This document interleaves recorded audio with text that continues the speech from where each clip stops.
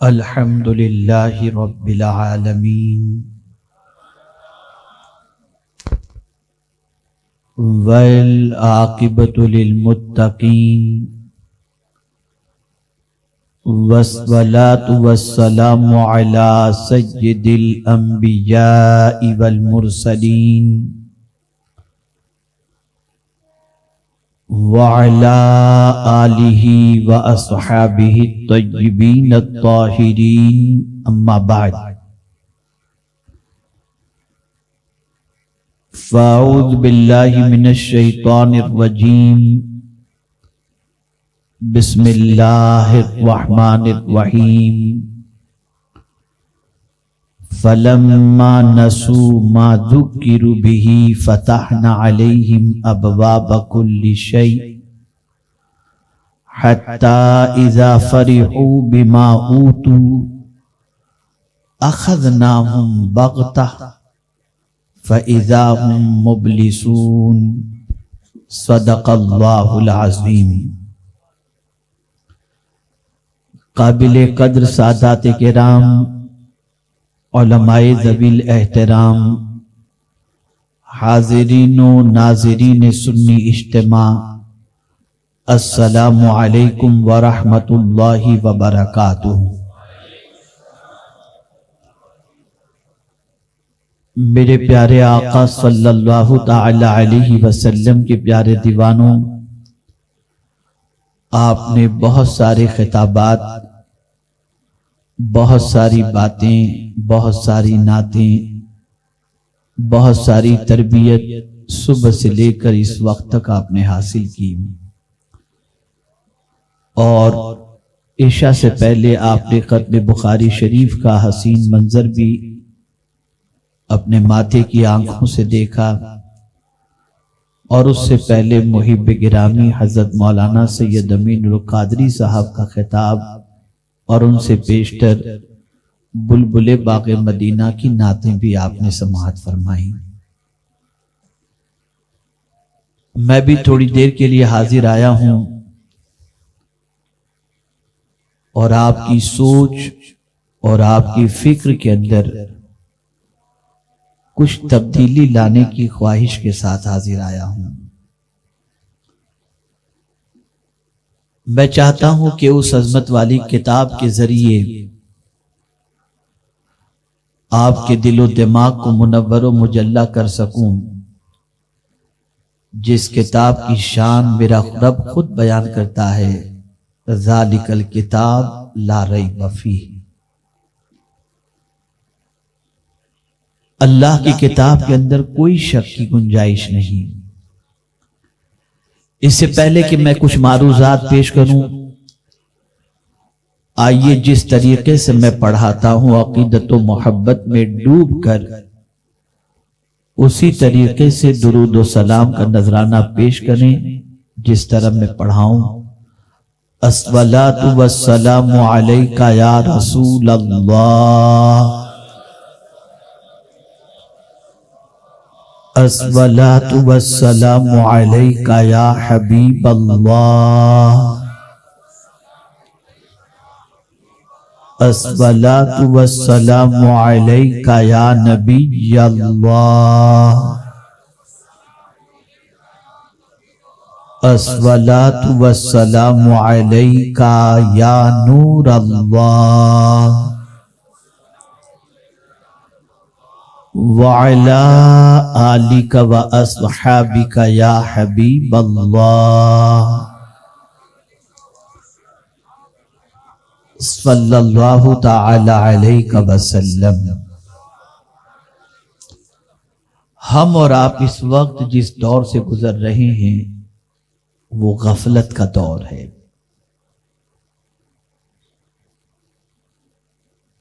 آپ سوچتے ہوں گے غفلت سے کیا مراد، تو میں آپ کو بتاؤں، ہم اس دنیا میں اتنے مگن ہو گئے کہ آخرت سے غافل ہو گئے۔ ہم یہ بالکل بھولتے جا رہے ہیں کہ ایک دن اس دنیا سے جانا ہے، اور ساتھ ہی ساتھ یہ بھی بھولتے جا رہے ہیں کہ ہمیں اللہ کی بارگاہ میں اپنے کیے کا حساب دینا ہے۔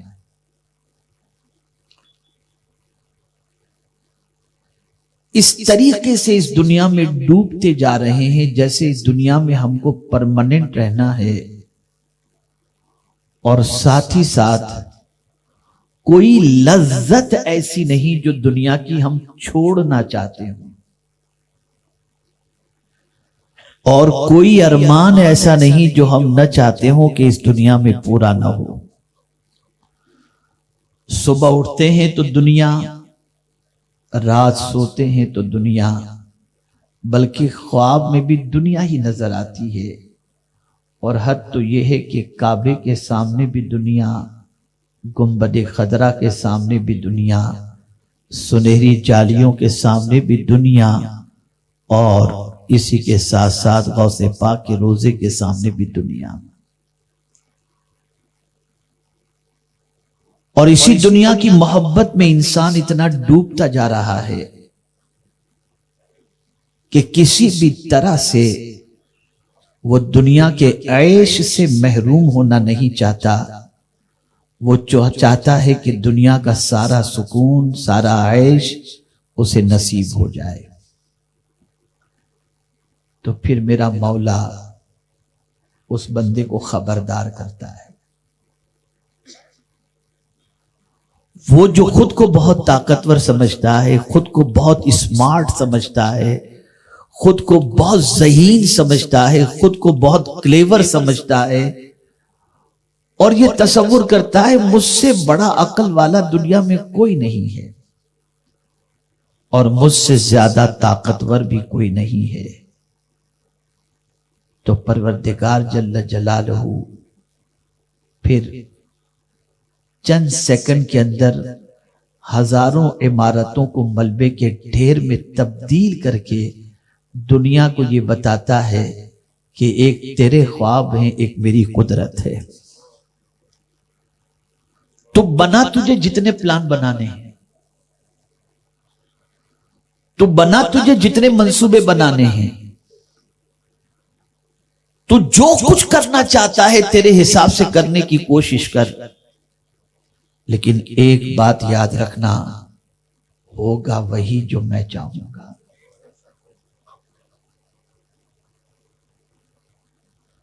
اگر تو یہ تصور کرتا ہے کہ تو یہ کر لے گا، بہت طاقتور ہے، تو کچھ نہیں کر سکتا۔ تجھے تو یہ بھی نہیں معلوم کہ تو رات کو ایئر کنڈیشن میں سو رہا ہے، اور روح قبض کرنے والا فرشتہ نیندی میں تیری روح نکال کر کے چلا جائے گا۔ یہ ابھی ترکی میں زلزلہ آیا، کیا ترکی والوں کو خبر تھی؟ ایک سوال میں آپ سے پوچھتا ہوں، اس لیے کہ میرا آج کا موضوع اگر سمجھ میں آ گیا تو میں سمجھتا ہوں کہ انشاءاللہ العظیم زندگی کے اندر کافی تبدیلی پیدا ہوگی۔ اور یہ بات یاد رکھیں، سنی دعوت اسلامی کا اجتماع نوٹ جمع کرنے کے لیے نہیں ہوتا، اور نہ ووٹ جمع کرنے کے لیے ہوتا ہے۔ سنی دعوت اسلامی کا اجتماع تو صرف اس لیے ہوتا ہے کہ مدینے کے تاجدار سے کنیکشن مضبوط ہو جائے، یہ ہمارا مقصد ہے۔ میں آپ سے ایک سوال پوچھنا چاہتا ہوں، کیا ترکی کے لوگوں کو معلوم تھا کہ زلزلہ آئے گا؟ اور اگر 2 گھنٹے پہلے بھی ان کو بتا دیا جاتا کہ زلزلہ آنے والا ہے، سامان اٹھا کر کے نکل جاؤ، تو کیا وہ سب نکلنے کی طاقت رکھتے تھے؟ اب آئیے ہم سمجھتے ہیں، یہ اچانک زلزلہ آیا، اور ایسا آیا کہ سنبھلنے کا موقع بھی نہیں ملا۔ نہ کچھ لے کر بھاگ سکتے ہو، نہ کہیں جا سکتے ہو، نہ کہیں چھپ سکتے ہو، نہ بچ سکتے ہو، کچھ نہیں کر سکتے۔ چند سیکنڈ کے اندر سب فنش۔ اللہ نے سنبھلنے کا موقع بھی نہیں دیا۔ چانس ہی نہیں دیا۔ اب ہم قرآن کی روشنی میں سمجھتے ہیں اچانک اللہ پکڑ کب کرتا ہے؟ سڈنلی آدمی تندرست ہے، سب کچھ نارمل ہے، کوئی ایسی چیز نہیں، انڈیکیشن نہیں کہ لگے کہ ایسا ہوگا، اور سڈنلی کچھ ہوتا ہے، آدمی سب ختم ہو جاتا ہے۔ ہم قرآن کی روشنی میں اسے سمجھتے ہیں تاکہ میرے پیارے آقا صلی اللہ علیہ وسلم کے پیارے دیوانوں ہم اپنی سوچ کو درست کر سکیں۔ اللہ ارشاد فرماتا ہے فَلَمَّا نَسُوا، بھلا دیا لوگوں نے۔ توجہ چاہوں گا جو میں عرض کر رہا ہوں، جب بھلا دیا لوگوں نے، بھول گئے، کیا بھول گئے؟ پتا چلا کوئی چیز ان کو یاد دلائی گئی اور وہ بھول گئے، تو اب قرآن سے پوچھتے ہیں اے میرے مولا کیا بھول گئے لوگ؟ تو قرآن کہتا ہے ما ذکروا، ان کو جو نصیحت کی گئی، جب نصیحت کی گئی تو اس نصیحت کو وہ بھول گئے۔ اب آپ شاید سوچتے ہوں گے کہ نصیحت سے مراد تقریر ہے، وعظ ہے، تو یہاں میں آپ کو سمجھاؤں وعظ بھی نصیحت ہے، اور مفسرین فرماتے ہیں کہ بندے کو نصیحت کے لیے اللہ کبھی روزی میں تنگی دے کر نصیحت کرتا ہے، سنبھل جا، کبھی بیماری کے ذریعے نصیحت دیتا ہے کہ سنبھل جا۔ آدمی غور کرے نا، جیسے میں آپ کو بتاؤں، آدمی کہتا ہے یار میں ٹھنڈا بہت زیادہ پی لیا، اس کی وجہ سے مجھے سردی ہو گئی، تو ریزن کی طرف جاتا ہے نا کہ سردی اس لیے ہوئی کہ میں نے ٹھنڈا پی لیا۔ ارے نادان، تو یہ سوچ رہا ہے، ذرا یہ بھی تو سوچ کوئی گناہ تو نہیں ہو گیا جس کی وجہ سے، کوئی لغزش تو نہیں ہو گئی؟ اس لیے کہ قرآن کہتا ہے کہ تمہیں جو مصیبت پہنچتی ہے بما کسبت ایدیکم، یہ تمہارے ہاتھوں کی کمائی ہے۔ ہم ہر چیز کے بارے میں غور کرتے ہیں، ٹھنڈی کی وجہ سے، موسم کی وجہ سے، اس کی وجہ سے، اس کی وجہ سے، اگر نصیحت حاصل نہیں کرتے تو بس اتنی نہیں کہ یہ مصیبت گناہ کی وجہ سے آئی، اس طرف توجہ نہیں جاتی، اس لیے کہ ہم یہ تصور کرتے میں تو اتنا خیرات کرتا ہوں، مجھے مصیبت کہاں سے آئے گی؟ میں تو اتنی مسجد بنواتا ہوں، مجھے مصیبت کہاں سے آئے گی؟ تو میں یہاں پر آپ کو عرض کروں، سب اپنی جگہ پر ہے، سب کا ثواب اپنی جگہ، اور بالکل کرتے رہیے، ارمان رکھیے کہ زندگی کی آخری سانس تک یہ کرتے رہیں گے، لیکن یہ بات ذہن کے اندر رکھیے گا کہ کانٹا بھی پیر میں اگر چبھتا ہے تو یہ بھی کسی گناہ کی وجہ سے چبھتا ہے۔ تو قرآن کہتا ہے نصیحت بلا دی، ہمیں نصیحت یہ ہے کہ پیر میں کانٹا چبھے فوراً سوچو یار کوئی لغزش تو نہیں ہو گئی، کوئی اللہ کی ناپسند بات تو میری زبان سے نہیں نکل گئی، اچھا خاصا کاروبار خراب کیسے ہو گیا؟ کہیں نماز قضا کرنے کی وجہ سے، گندی پکچریں دیکھنے کی وجہ سے، اس وجہ سے تو نہیں، ہم تو سیدھا جاتے کسی نے ہماری روزی باندھ دی، سیدھے ادھر چلے گئے۔ بابا ذرا دیکھو تو صحیح، کسی نے جادو تو نہیں کر دیا؟ ارے خدا کے بندے، اگر اس نے کیا بھی ہے تو اس کو اپنی جگہ پر رکھو، لیکن تم یہ بھی تو دیکھو تم سے کوئی گناہ تو نہیں ہو گیا، تم سے کوئی لغزش تو نہیں ہو گئی؟ قدرت تمہاری روزی کو تنگ کر کے، تمہیں بیمار کر کے تمہیں نصیحت دے رہا ہے لیکن تم اس کو نصیحت سمجھتے ہی نہیں. کیوں فرمایا گیا؟ آقا کریم صلی اللہ علیہ وسلم ارشاد فرماتے بخار کو برا نہ کہو، اس لیے کہ بخار جسم کے گناہ کو مٹا دیتا ہے. پتا چلا یہ بیماری گناہ مٹانے کے لیے آتی ہے، اور تمہیں یاد دلایا جا رہا ہے کہ سن لے کوئی گناہ ہو گیا جس کی وجہ سے یہ بیماری آئی ہے. لیکن یہاں تو یہ کہتے ہیں موسم آ گیا، یہ ہو گیا، یہ ہو گیا، وہ ہو گیا. گناہ سے توجہ ہٹی تو قرآن کہتا ہے فَلَمَّا نَسُوا مَا ذُكِّرُوا. بھلا دی نصیحت. کس کو یاد ہے آج یہ نصیحت؟ یاد ہے کسی کو؟ کتنے لوگ ہیں ایسے جن کو رزق میں تنگی ہوئی، بیماری آئی، پریشانی ہوئی، اولاد سے آزمائے گئے، تو اللہ کی بارگاہ مولا ہمارے گناہوں کو معاف کر دے، بول گئے. کسی نے روزی باندھ دی ہے، کسی نے یہ کر دیا، کسی نے سب کچھ دوسرے پر، اور خود کو معصوم سمجھتے ہیں. ایسا سمجھتے جیسے اس سے کوئی گناہ ہوا ہی نہیں، روز آب زمزم سے جیسے غسل کر کے آ رہا ہو. تو قرآن نے کہا جب نصیحت بھلا دی گئی یا بھول گئے تو پہلے نصیحت کے طور پر توجہ چاہوں گا. وقت میرے پاس زیادہ نہیں کہ میں اس پر کئی اور آیتوں کو لے کر کے آپ کو سمجھا سکوں، لیکن ایک آیت کے ذریعے بھی اگر کچھ سمجھ میں آ جائے تو بہت بہتر ہے. بھلے میں آج تو کہتا ہوں کہ ذکر بھی مختصر اور دعا بھی مختصر ہو، لیکن سمجھ لو کچھ جتنا میں سمجھا سکتا ہوں لے کر جاؤ. اللہ کی حکمت تو دیکھو، وہ تکلیف دے کر تمہیں نصیحت یاد دلاتا ہے، تمہیں نصیحت کرتا ہے کہ بندے ذرا اپنے گناہ کو یاد کر، سنبھل جا، ذرا سنبھل جا.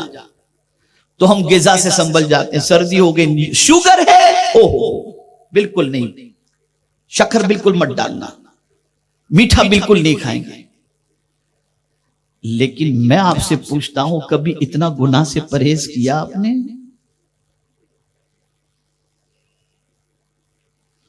کبھی بچے اتنا گناہ سے آپ جتنا ڈر آپ کو شوگر کا ہے، جتنا ڈر بلڈ پریشر کا ہے، اور اس کی وجہ سے جتنا پریکوشن چیزوں میں لیتے ہو، کبھی ہم نے اتنا پریکوشن گناہ سے کرنے کی نہیں. اب تو آج کے بعد اب گناہ سے بچیں گے نہیں بھائی، اب گناہ نہیں کریں گے، یہ ساری تکلیف گناہ سے نہیں. بول گئے. کورونا میں جب مسجد کے دروازے بند ہوئے، رونے لگے، پریشان ہوئے، اور کھلے تو آنے کے لیے تیار ہیں.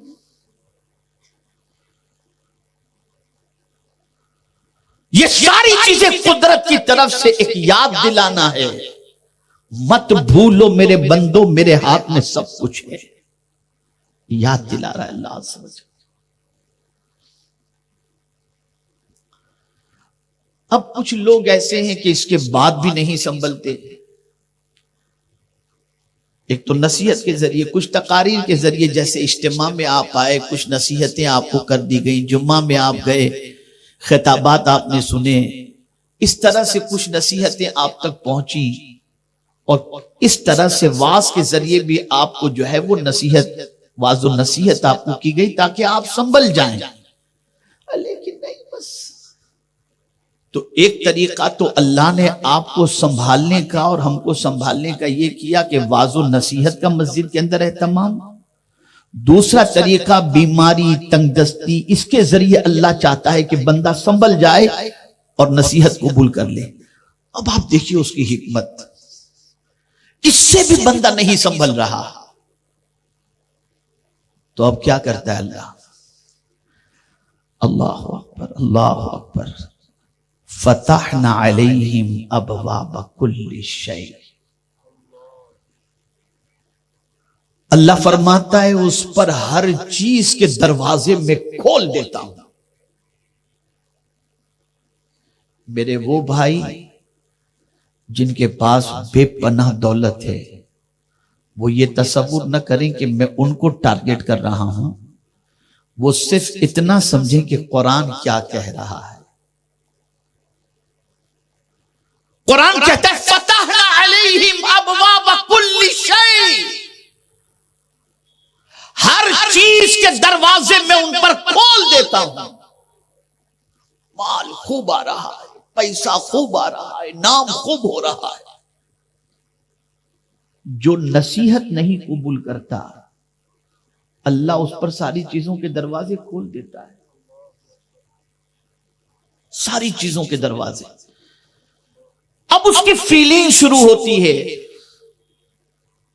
اس کی سوچ بنتی ہے کہ مجھے جو اتنا مال مل رہا ہے نا، اس کی وجہ یہ ہے کہ میرے کام بہت اچھے اچھے ہیں تو اللہ دے رہا ہے۔ یہ مائنڈ بنتا ہے اس کا۔ اے اللہ یہ تو کب تک عطا کرتا ہے؟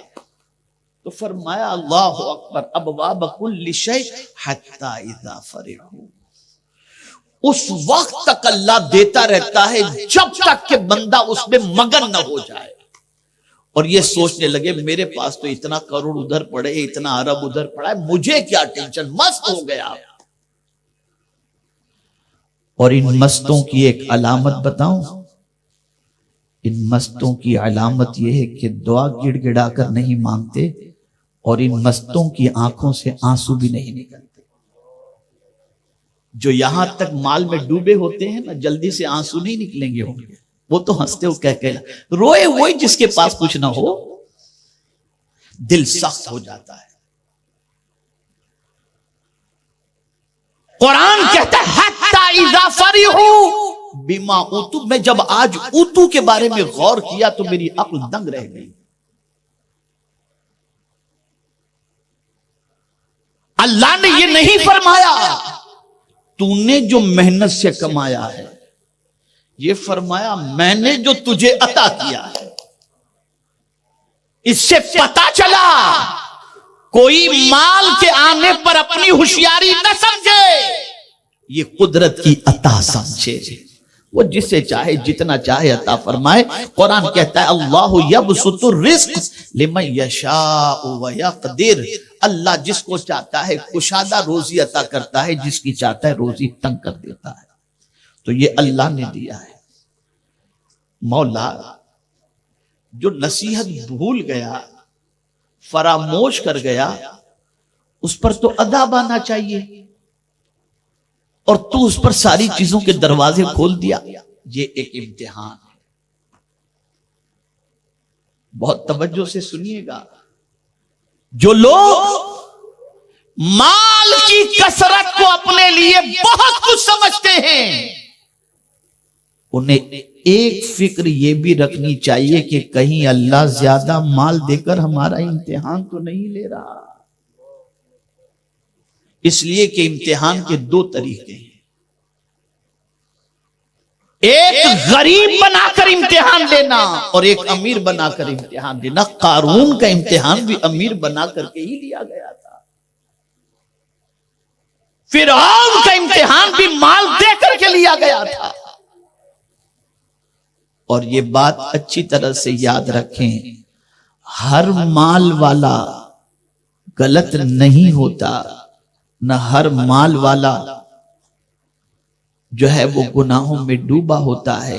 کچھ لوگوں کے پاس مال جو ہوتا ہے وہ حضرت عثمان غنی کا صدقہ ہوتا ہے، حضرت عبد الرحمن ابن عوف کا صدقہ ہوتا ہے۔ یہ میں ان لوگوں کی بات کرتا ہوں جو اپنے مال کے ذریعے کوئی بھی عیاشی نہیں چھوڑتے، جو اللہ کے دیے ہوئے مال کو اللہ کی نافرمانی میں خرچ کرتے۔ اب توجہ چاہوں گا، دو قسم کے امتحان، بیماری اور غریبی کا امتحان اور مالداری کا امتحان۔ توجہ چاہوں گا،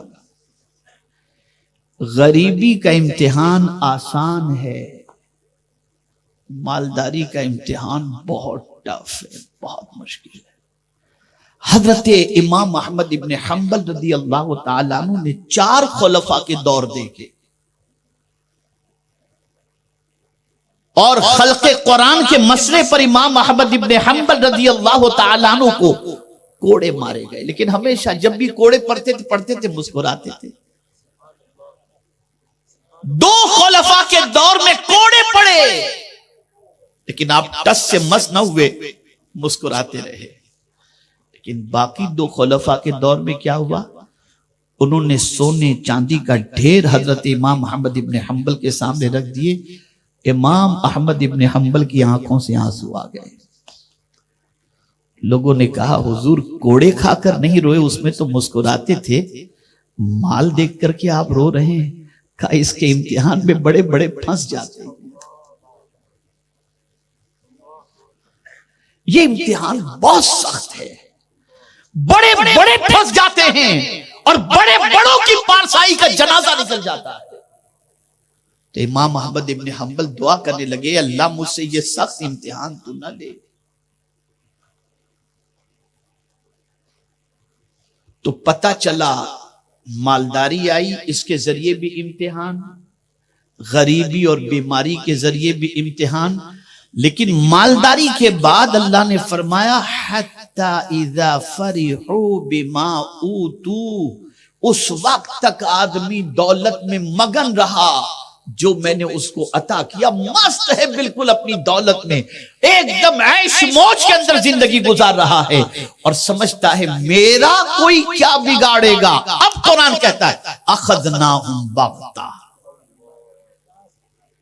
اب قرآن کہتا ہے اے بندے تو یہ سمجھتا ہے کہ تیری دولت تجھے بچا لے گی، تیرا مال تجھے بچا لے گا، تیرا سورس تجھے بچا لے گا، تیرے کانٹیکٹ تجھے بچا لیں گے، تیری طاقت تجھے بچا لے گی، تیرے آدمی تجھے بچا لیں گے، پروف جو ہے تو اپنے آپ کو بلٹ پروف جیکٹ سے چل رہا ہے، تو یہ سمجھتا ہے یہ تجھے بچا لیں گے، ارتھ کویک سے بچنے والے مکان بنا لیتا ہے، سمجھتا ہے یہ تجھے بچا لیں گے۔ سن لے اخذناہم بغتہ، میں ان کو اچانک پکڑتا ہوں۔ اللہ فرماتے اچانک فَإِذَا هُمْ مُبْلِسُونَ، پھر وہ بے بس ہو جاتا ہے، مایوس ہو جاتا ہے، پھر کوئی سورس اسے کام نہیں آتا،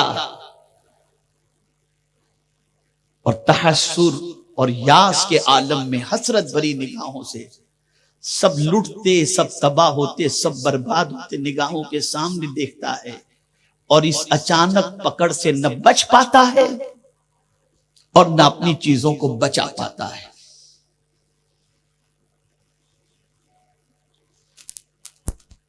تو اللہ اچانک پکڑ کب کرتا ہے؟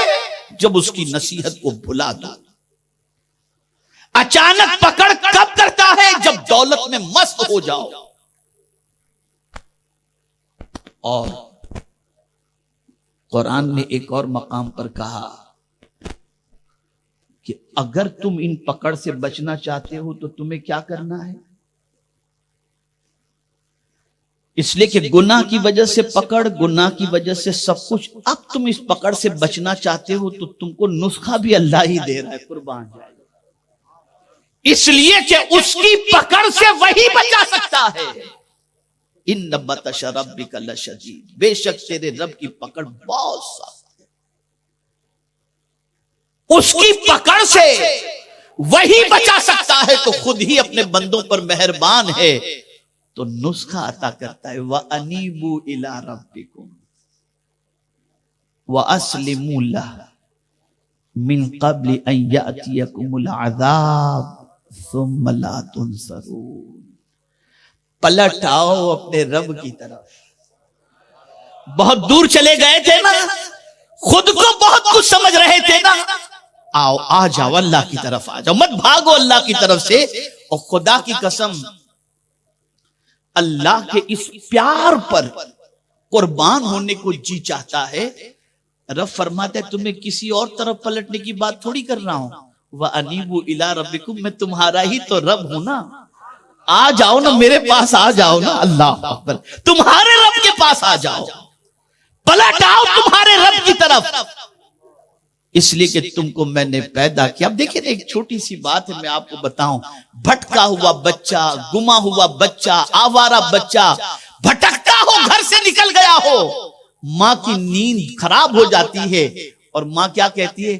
بیٹا جانے دے جو بھی ہوا، تو آجا میرے پاس آجا، میں تجھے رکھوں گی. اللہ اللہ، آپ قربان جائیے. اور اسی طریقے سے میں تو حدیث کے اس گوشے پر جب توجہ دیتا ہوں تو میری عقل دنگ رہ جاتی ہے کہ اگر بچی ڈیورس حاصل کر چکی ہے، بچی کو ڈیورس ہو چکا ہے، اور وہ ڈیورس والی بچی اگر ماں کے گھر لوٹتی ہے اور ماں باپ اس کا خیال کرتے، اس پر بھی اللہ اجر عطا فرماتا ہے. پتہ چلا لوٹ کر جو پیار ماں باپ کے یہاں ملتا ہے، جو اصل ہے، اس کا کیا کہنا. تو میرا مولا تو ماں باپ سے زیادہ مہربان ہے.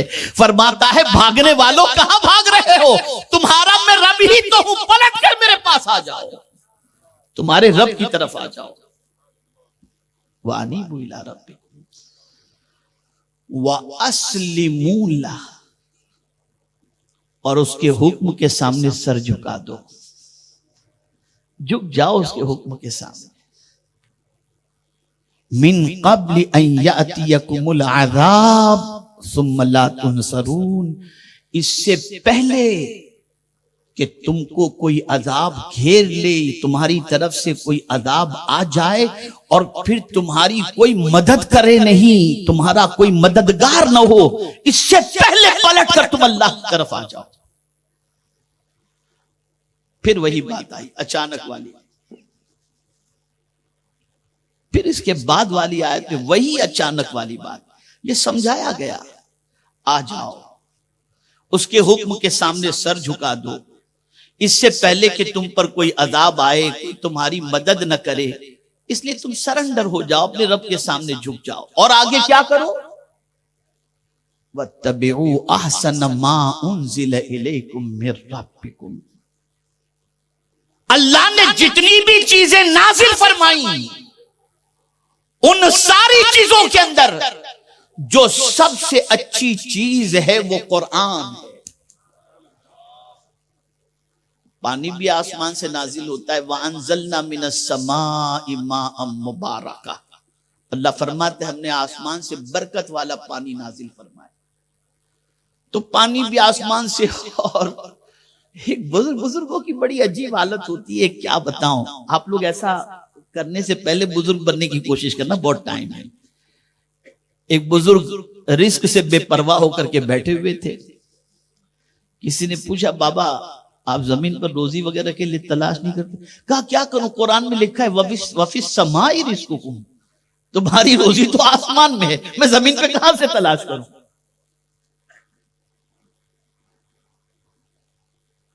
تو یہ سوچ کی بات ہے. ایک بات ذہن کے اندر رکھیے گا، ہم بات تو کرتے ہیں نظام الدین اولیاء جیسے پیر کی، لیکن آج کے دور میں نہ محبوب الہی جیسے پیر ہیں، نہ امیر خسرو جیسے مرید ہیں. تو آج اس مقام تک آدمی جلدی سے نہیں پہنچ سکتا جن کی پوزیشن یہ ہوتی ہے. یہ تو اللہ والے ہوتے ہیں جن کی زندگی اس طریقے سے عبادت میں گزرتی ہے کہ جو بے وضو رہنے کو گناہ کبیرہ سمجھتے ہیں. یہ ان کا مقام ہے. ہمیں حکم ہے وَابْتَغُوا مِن فَضْلِ اللَّهِ، اللہ کا فضل تلاش کرو، روزی کے لیے نکلو، ہمیں حکم ہے. تو عرض یہ کر رہا تھا، قرآن کہتا ہے جو کچھ بھی اللہ کی طرف سے نازل ہوا نا، اس میں سب سے اچھی جو چیز ہے اس کی پیروی کرو. اور سب سے اچھی چیز اللہ کی طرف سے نازل ہونے والی میں قرآن مقدس ہے. تو قرآن کی پیروی کرو. تو کیا قرآن کی پیروی کرنے سے کچھ فائدہ ہوگا؟ جی صاحب، قرآن کی پیروی سے تمہیں سیدھا جنت کا راستہ ملے گا. اور جہاں تم نے قرآن کی پیروی کی عذاب ٹلا. ارے جب مرنے والے کو تم یہاں سے ایصال ثواب قرآن کا کرتے ہو تو قبر کا عذاب ٹل جاتا ہے. تو تم اگر اپنے وجود پر قرآن کے احکام کو نافذ کر لو گے تو تم جہاں سے گزرو گے وہاں سے اللہ عذاب کو اٹھا لے گا.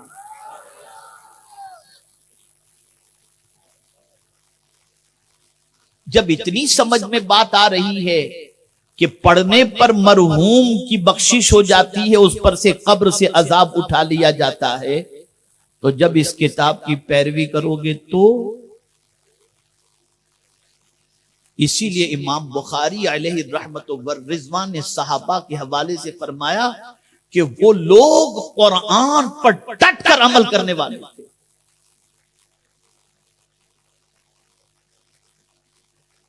جہاں قرآن کی بات آتی سرنڈر ہو جاتے، اور جہاں قرآن کا حکم سنتے جھک جایا کرتے تھے. یہاں اگر حکم مل جائے ماسک پہنے بغیر نکلو گے تو اتنا چارج، تو 10 ماسک ساتھ میں لے کر کے نکلیں گے کہ کہیں چارج نہ لگ جائے، اتنا مانتے ہیں. لیکن اپنے رب کی اتنی مانتے ہو؟ سب کی مانتے ہو، ذرا رب کی بھی مانو. رب کے رسول صلی اللہ علیہ وسلم کی بھی مانو. اور قرآن نازل بھی جو ہوا ہے تو اس کی وجہ بھی یہی ہے. اور میں اگر بتاؤں تو آپ کی طبیعت میں اور خوشی کی لہر دوڑ جائے گی کہ اس کتاب پر جب عمل کوئی کرتا ہے نا تو اس کے ساتھ کیا ہوتا ہے جانتے ہیں؟ قرآن کہتا ہے وَهَذَا كِتَابٌ أَنزَلْنَاهُ مُبَارَكٌ فَاتَّبِعُوهُ لَعَلَّكُمْ تُرْحَمُونَ. اس کتاب کی جو پیروی کرتا ہے وہ اللہ سے رحم و کرم کی بھیک مانگے یا نہ مانگے، اللہ اس پر اپنی رحمتوں کو نچھاور کر دیا کرتا ہے. یہ اس کتاب کی شان ہے، اس کتاب کی شان. سب کے قانون کو فالو کر رہے ہو، قدرت کے قانون کو کب کرو گے؟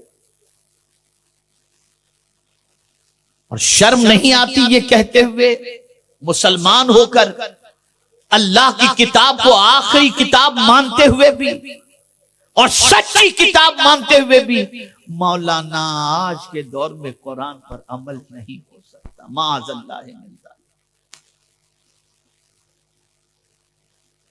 یہ کہتے ہوئے شرم نہیں آتی کہ بڑی مشکل سے مولانا 5 وقت کی پڑھ لیتے، بس اتنا ہی کافی ہے، باقی جھنجٹ ماری معاذ اللہ لوگ کہتے ہیں، باقی جھنجٹ ماری میں کون پڑے، معاذ اللہ یہ کہتے ہوئے نظر آتے ہیں.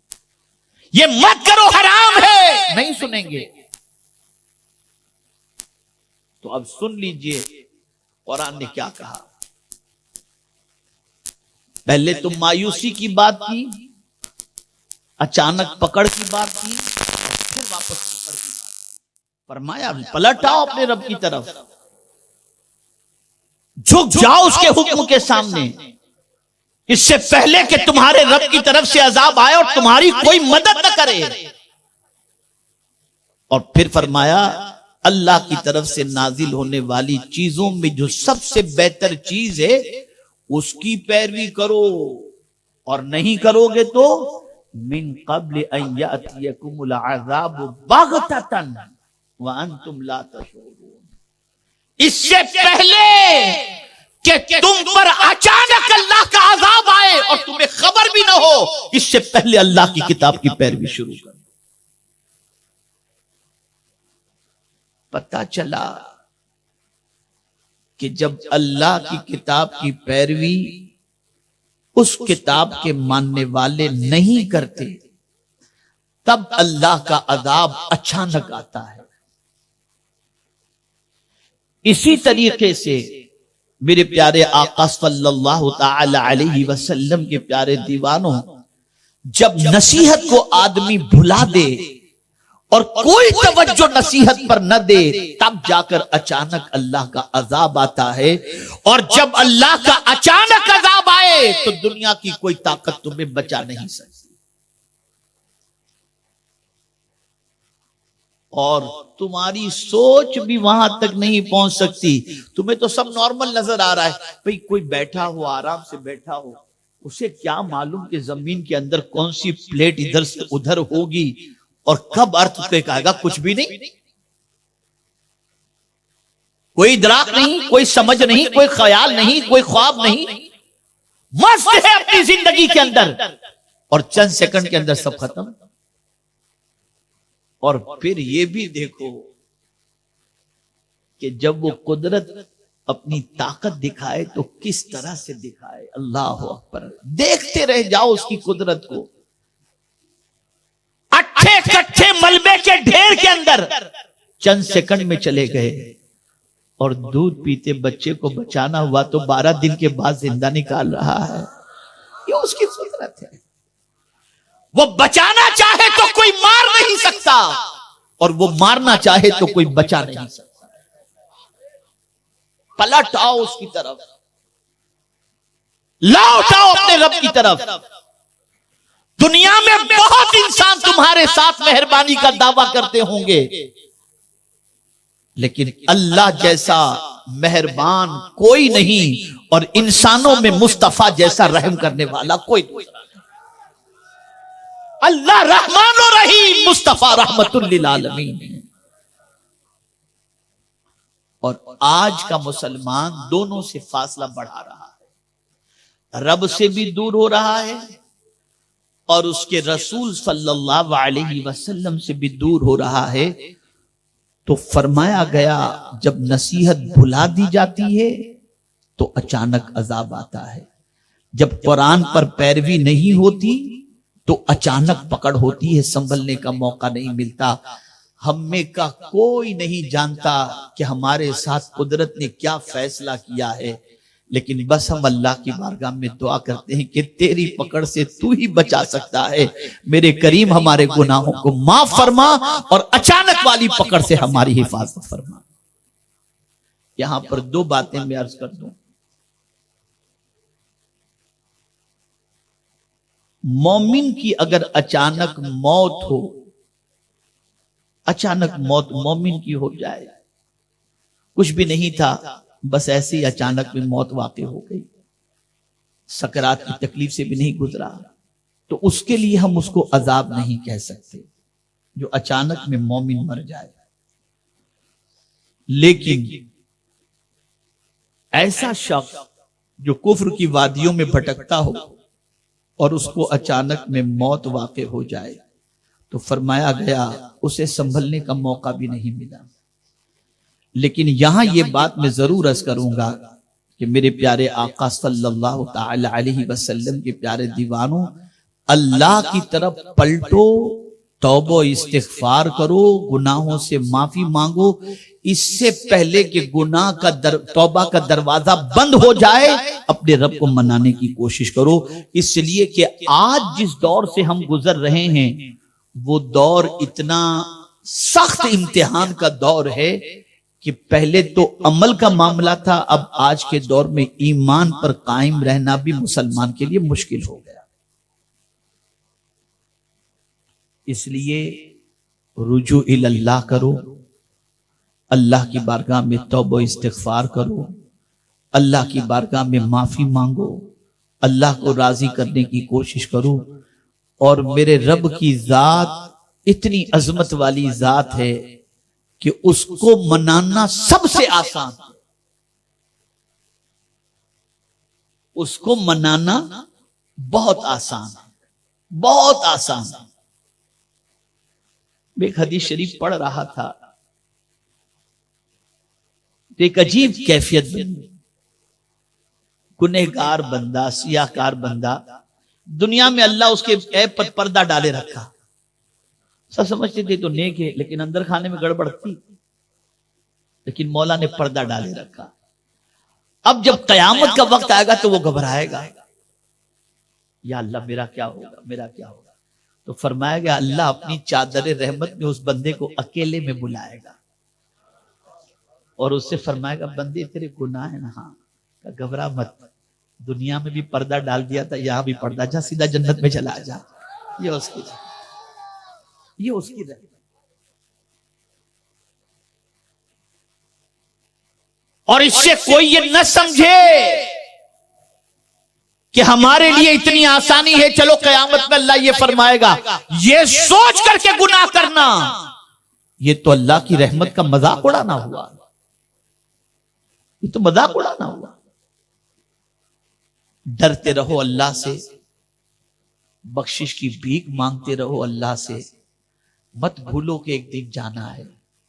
میرا بڑا مقبول جملہ ہوا ہے، قاری رضوان صاحب کے یہاں میرا پروگرام تھا اجتماع سے پہلے ممبئی کے، اللہ نے ایک جملہ مجھ سے کہلوایا، بس وہ جملہ آپ زندگی بھر یاد رکھیے، ہمیں آنا تو یاد ہے، جانا یاد نہیں۔ آنا یاد ہے، جانا یاد نہیں ہے، اور جانا ضرور ہے۔ ہم ہر برتھ ڈے مناتے، 80 سال کے ہو گئے تب بھی برتھ ڈے مناتے کہ یہ آنے کا دن ہے، تو ہمیں آنا یاد ہے، لیکن ذہن میں ہمیشہ یہ خیال رہے کہ جانا بھی ہے۔ اور کیا لے کر جاؤ گے؟ کچھ بھی نہیں۔ کیا لے کر جاؤ گے؟ جو لے کر جانا ہے اس کی کوئی تیاری نہیں۔ میرا بڑا ایک مقبول جملہ یہ بھی ہوا کہ آدمی بنگلہ بناتا ہے، بڑی محنت کے ساتھ بنگلے کے دروازے پر اپنا نام لکھ دیتا ہے، انتقال ہوا، تیسرے دن بچہ کہتا ہے ابا کی نیم پلیٹ ہٹا دو، اس لیے کہ اب ابا تو رہ نہیں گئے، ان کا نام کیا کریں گے؟ یہ حال ہے دنیا کا۔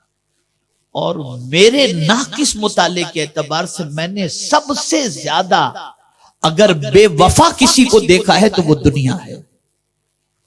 اس سے بڑی بے وفا کوئی دوسرے، سب سے بڑی بے وفا یہ ہے، یہ کسی کی نہیں ہوتی، دنیا کسی کی نہیں۔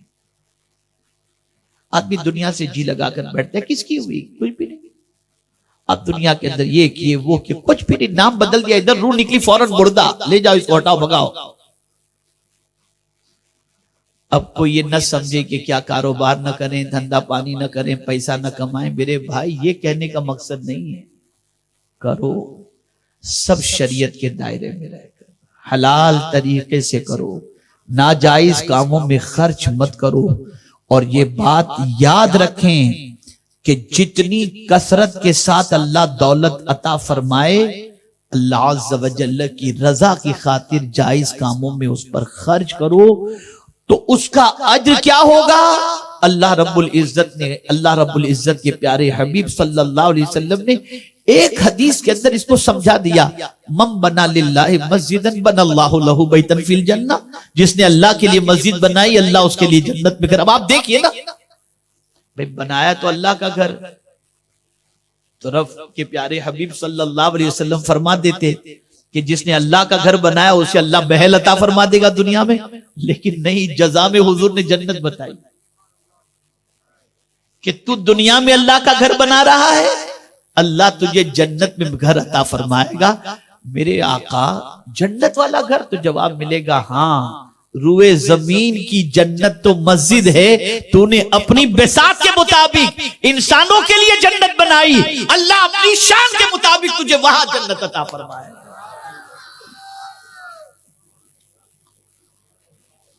جائز کاموں میں خرچ کرو، یہ نہیں کہ پیسہ آپ کے پاس ہے تو خوب جس طریقے سے معاذ اللہ گناہ اس میں نہیں، کب اچانک اللہ کی پکڑ ہو نہیں جانتے۔ اچھا پہنو، اچھا کھاؤ، اچھی طریقے سے رہو، کوئی مذائقہ نہیں، حرام کاموں میں اپنا پیسہ خرچ مت کرو، اس کی پکڑ سے کوئی بچا نہیں سکتا۔ آج آپ نے یہ سمجھ لیا ہوگا کہ اللہ کی طرف سے اچانک جب پکڑ ہوتی ہے تو وہ ایسی ہوتی ہے کہ کوئی بچا نہیں سکتا، شعور بھی نہیں ہوتا، ماحول بھی ایسا نہیں ہوتا، موسم بھی ایسا نہیں ہوتا۔ کبھی آدمی جا رہا ہوتا ہے، پہاڑ گرا، کبھی کیا، کبھی بادل پھٹا، پتہ نہیں کیا کیا ہوتا ہے، کچھ سمجھ میں نہیں آتا۔ تو اے رسول اعظم صلی اللہ علیہ وسلم کے دیوانوں، اللہ کی اچانک پکڑ سے بچنے کے لیے اللہ کی کتاب کی پیروی کرو اور اللہ کی طرف پلٹ آؤ۔ اور میرے پیارے آقا صلی اللہ علیہ وسلم کے پیارے دیوانوں، نصیحت کو مت بھلاؤ، نصیحت کو یاد رکھو، اور جب نصیحت سنو اس پر عمل کرنے کی کوشش کرو۔ میرے پیارے آقا صلی اللہ علیہ وسلم کے پیارے دیوانوں، میں تحدیث نعمت کی خاطر کہہ رہا ہوں، کوئی بڑائی کے لیے نہیں، کیا دنیا میں نام و نمود کس کا رہا ہے کہ اپنا رہے گا، لیکن تحدیث نعمت کی خاطر میں کہتا ہوں الحمدللہ الحمدللہ الحمدللہ۔ مجھے 25-30 سال پہلے کا واقعہ بھی یہاں کا یاد ہے اور آج بھی میں دیکھ رہا ہوں. کل الحمدللہ ہماری کچھ بچیاں یہاں سے ماشاءاللہ ان کی ردا پوشی ہوئی. یہاں بچیوں کا قرآن سیکھنا بہت بڑا ٹف معاملہ تھا، لیکن آج الحمدللہ سینکڑوں بچیاں یہاں قرآن سیکھ چکی ہیں. الحمدللہ آج بچیاں سکھانے والی بن چکی ہیں. ٹھیک ہے کچھ لوگ ہیں جو پیسے کی لالچ دے کر کھینچنے کی کوشش کرتے ہیں، اللہ رحم و کرم فرمائے، پتہ نہیں پیسے سے کیا کیا خریدیں گے، اللہ بہتر فرمائے. نہیں سمجھ میں آتا ہم کو. ڈرتے نہیں اللہ سے، کچھ بھی نہیں ڈرتے، خوف بالکل دل سے نکل چکا. اللہ رحم و کرم فرمائے. عرض کرنے کا منشا یہ ہے کہ سنی دعوت اسلامی نے بچیاں تعلیم یافتہ دی، بچے الحمدللہ اب اسکول بھی آپ کا تیار ہے اور اسکول میں بھی بچے پڑھ رہے ہیں الحمدللہ رب العالمین. 11 کے قریب مسجدیں یہاں پر سنی دعوت اسلامی کی اپنی جو چل رہی ہیں وہ یہاں پر ہیں. اور آپ میں سے میں سینکڑوں نوجوانوں کے بارے میں کہہ سکتا ہوں جو کل بچے کی حیثیت سے یہاں پر آئے تھے، آج ان کے چہرے پہ داڑھی بھی ہے، نماز کے پابند بھی ہیں.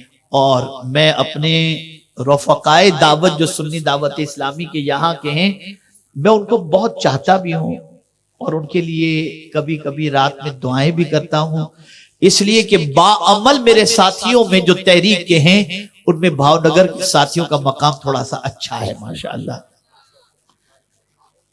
ٹھیک ہے رویہ کبھی ہوتا ہے، کسی کا دماغ تیز ہوتا ہے، کسی کا نرم ہوتا ہے، لیکن جماعت چھوٹتی ہوئی آپ نہیں دیکھیں گے، جماعت چھوٹتی ہوئی نہیں دیکھیں گے آپ. ہمارے علماء جو کام کر رہے ہیں الحمدللہ، آپ کو حافظ دیے، آپ کو عالم دیے، آپ کو قاری دیے، یہ سب کچھ آپ کے بچوں کو بنایا جا رہا ہے. اس تحریک سے جڑو، تحریک کے ہفتہ واری اجتماع میں شریک ہوا کرو، تحریک کے ماحول سے وابستہ رہو. کیا کچھ تحریک نے دیا ہے یہ مجھے بتانے کی ضرورت نہیں ہے، آپ اپنے ماتھے کی آنکھوں سے دیکھ سکتے ہیں کہ آج الحمدللہ بھاؤ نگر جیسی زمین جس کے بارے میں 30 سال پہلے یہ تصور تھا کہ پتہ نہیں سنی مسجد کون سی ہوگی، آج میرے کریم کا کرم ہے کہ یہاں سنیت کی بہار ہی بہار نظر آ رہی ہے.